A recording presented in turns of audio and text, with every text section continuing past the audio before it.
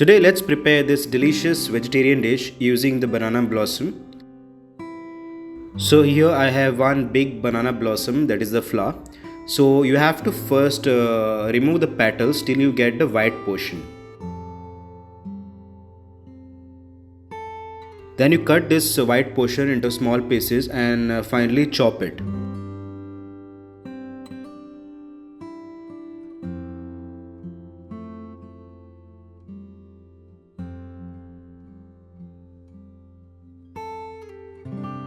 Once chopping is done, put these pieces into a bowl of water and let it stand for around 2 to 3 hours. After some hours, you will see that the water will turn brown.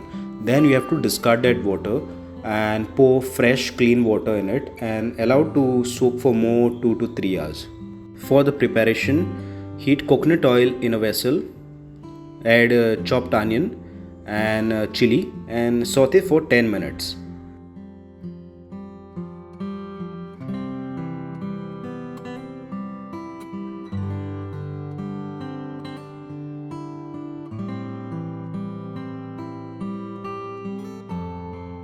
Now add the chopped tomatoes and cook till the tomatoes are mushy.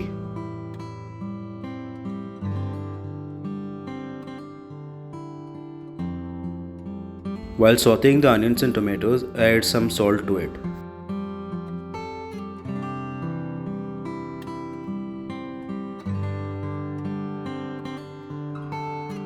Finally add the chopped banana flower pieces,